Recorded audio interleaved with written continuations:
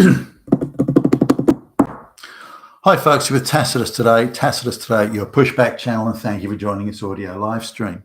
In this essay, I'd like to talk about the media and how the media still has a role, provided it'll stick to facts and be independent and impartial. The media has a tremendous role still, if they'll behave themselves, in ensuring we have a functioning, cohesive society. Now, the globalists may not want a functioning, cohesive Western society, and the media are used very much as a device to gin up, race, gender, sexuality, lifestyle type conflicts wherever they can, and they certainly do that very actively. But I want to just cite one example. Well, I think we can all despair. Why won't the media just be factual and impartial? Why not? Well, it's because they're run by the globalists, and their job again is to gin up and gin up racial conflict and various social conflicts, and to play a prominent role, if not a leading role, in destroying social cohesion in the Western world, and particularly blaming white people for everything, whether it be slavery or colonialism, or only white people ever did bad things ever. No one else ever did bad things, only those damn white fascist Nazis and so on. And the media plays a huge role in that. And they come at it from various angles. And one of the things in Britain, because they want to move a lot of black people, the globalists want to move a lot of black people into Britain, is because that's the area of closest surplus population for the globalists to move people in from. Now, so what they've tried to do over the years, once that decision by the globalists was made, was they wanted to try and give the impression through propaganda and so on, and constant repetition of lies, that black people have always been in England. Britain's always been black, always. This idea that there were white people here or white people during, nonsense. Black people have been every. Did you know Nelson Mandela was really the president of England? Didn't you know that? You fucking Nazi. So they and any piece of propaganda they can jump on, or invent or fabricate, the media are doing it in conjunction with the government, the public service, the universities, and all those globalist controlled institutions, of which there are many, push these lies, and they're outrageous and grotesque untruths. But because all of these institutions of power are saying it in unison, then what's the average citizen to believe? Oh well, if everybody's saying it, I suppose it must be true. That's the sort of the scale of the deception, and the all-encompassing nature of the deception is what they rely on. And largely are succeeding, by the way, including the sort of school books saying that black people are everywhere in England and Europe and so on, of course, which is utter and total fucking nonsense. But let's come to this thing of Beachy, the so-called Beachy Head lady. It's an area in southern England. I think it's not far from Eastbourne, where a skeleton was found, and it was a female skeleton. And suddenly the propagandists, including the media and academics and everybody, and the various race grifters, and boy, there's no shortage of them, jumped all over this. Well, she was sub-Saharan African. She was blacker than black. She was it. She was the embodiment of black, and she was this. And it just proves beyond all doubt that England was made up of at least 50% black people, and that's so. It's utter nonsense, but this went into school history books and school projects. The teachers' unions and the educational establishment sort of latched onto it like flies onto shit for this and pushed it relentlessly. But somebody decided, assuming that it would confirm the view that this was a sub-Saharan African black woman, decided to do a proper and full DNA analysis. And now this was, I don't know, a year or so, more than a year, I think, after the propaganda barrage of look at this black African woman. And I think it was from around 200 AD, I think somewhere around there. Now, so the DNA analysis was done, and it showed that the woman was Greek, and not African. They even got the Greek woman and then black toned the skin. Even after the Greek thing came out, they still did a heavy black tone on the skin. Still trying to sort of salvage something from the wreckage. Anyway, so this was known, this independent examination of DNA. the woman was Greek. It didn't come from anywhere fucking near Africa or sub-Saharan Africa. The whole thing was nonsense, an outrageous invention. But too many people were invested in the lie, and it was a lie. Too many people were invested in the lie, not just in media, but again across the schools and universities and the local councils, the BBC, the British Broadcasting Corporation. They'd invested in it heavily. They'd even done a plaque in the area. Look at this. This proves sub-Saharan. That shows to all those fucking Nazis, those white fucking Nazis. That shows that black people were always here. But of course it wasn't. It was nothing of the sort. It was a grotesque untruth. And the woman was Greek, not sub-Saharan African.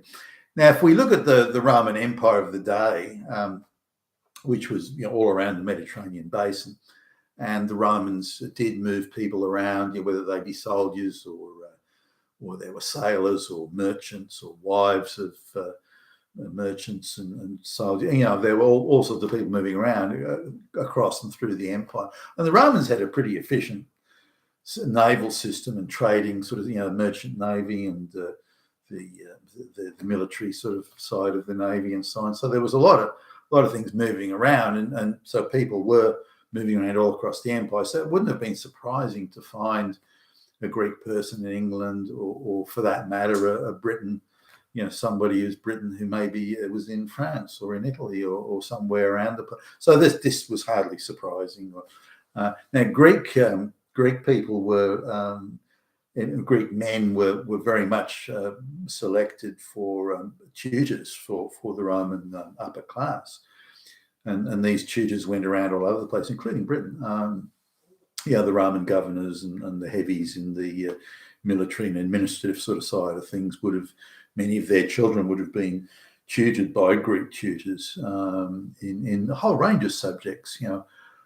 It could be oratory or poetry or mathematics or and so on. So the Greeks the Greek men, if they were moving around, would often bring their wives or other relatives, sisters, whatever, with them. On top of that, Greek women were seen as quite gifted in the arts of what would you call it? Being a beautician, I suppose, would be the word today.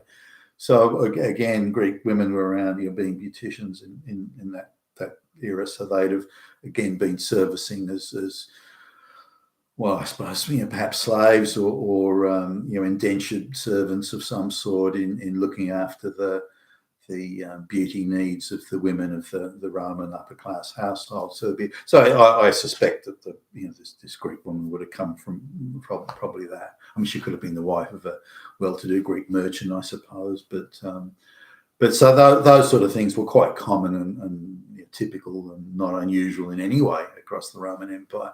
Similarly, the Romans were controlled pretty much all of North Africa, as in the Mediterranean coastline, which was Arabic, primarily Arabic, and very, very, very few black people.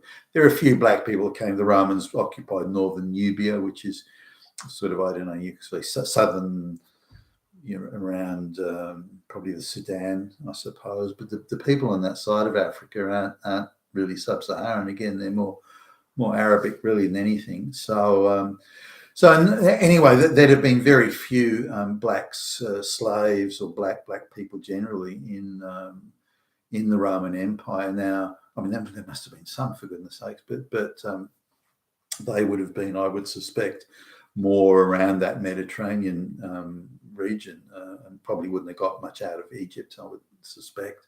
But this idea of the slaves, the Romans favoured white slaves. They didn't. It was black slaves were deemed as unreliable, and so they preferred white slaves. So they preferred people that today, Greek slaves or long-term indentured, people, effectively slaves. But they preferred Greeks, and what today we would say would be, from around Serbia and Croatia, they slaves from around there, and also slaves from Britain. The British slaves were grabbed, and some of the Spanish tribes were useful for supplying slaves. But the desired slaves were, and many of these were freed after they completed their term, were Greeks and again the Slavic peoples, being Serbians and Croatians and so on. So that was the preferred, and blacks were not on the list. White slaves were by far and away the preference for the Roman nobility, and there were a lot of slaves. You look at, say, a Roman army of 20,000 people, 20,000 soldiers. That they'd have flunkies carrying the bags and doing the fetching and getting out and getting the firewood and everything. They'd have 3,000 or 4,000 slaves to service that many soldiers. So slavery was a big business in Rome. But again, you'd be hard pressed to find even one black slave. But coming back to the media thing here, it's been known for years that this claim of beachy head woman being sub-Saharan African has been known for years. The facts, independent facts have been out there for years. But for some reason, nobody touched them. The myth and the lie and the untruth continued and was taught in schools, was put about, was pushed relentlessly that this was a black woman.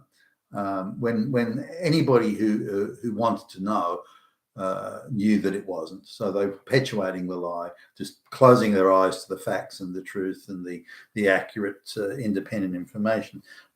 Some independent, YouTube videographers covered this, and one of them was called History Debunked. A guy called Simon Webb, as I understand it, fronts it. He does quite a few good videos on this sort of thing, debunking myths about a Black Britain and so on. So he did a video, and he mentioned not long ago, within the last few days, he mentioned that a reporter from one of the prominent or leading British newspapers contacted him, asking for where did you get your information from. Now, given this information was in the public domain and publicly available, why this reporter needed to contact this guy is the History Debunked channel is way beyond me. Just 10 seconds searching on the internet and you'd find it. So why he had to contact him is again quite beyond me. I assume there was internal politics within the newspaper getting permission to cover it. But anyway, it was debunked in this newspaper. Pointed out that this woman was not sub-Saharan African, and there was factual, independent, impartial, scientific evidence to prove it. And then it went to the national newspaper. Now, the effect of this was interesting because the story gets done, and within a short space of time, the plaque, in the area commemorating the so-called Black African woman has come out, and off a number of websites were claiming they've now been removed. So I just want the purpose of this video is to highlight the media, or the power of the media. This is all the media has to do: be factual, independent, impartial. That's all they have to do. All they have to do is to do their job. That's it. They're not propaganda mouthpieces for the globalists, although that's what they are in reality. So the globalists want that sort of propaganda pushed. But if there's any newspaper who's prepared, or any media outlet that's prepared to be independent and impartial, then the effect can be pretty immediate and substantial. That hopefully means that this claim of this beachy head woman being a Black African and everything is going to now stop. I'm not 100% hopeful it'll. I think the teachers' unions and the propagandists in the education department will still want to push it on kids who are too young to understand they're being told lies. But we can hope for this sort of thing, and the more and more reporters and media outlets we can get to just be factual, independent, and impartial, then the closer we are to defeating the globalists. Because that's all it takes. Factual, independent, impartial. That's all it takes to defeat the globalists, or to make their policies and imposition of ideology so on the nose that the pushback is so great they have to give it up. And they know this too. That's why the battle for control of the media is so intense and brutal. But now, if I go to the biggest news channel in Australia as an example, and I run down the list of top stories, there are a few facts in there.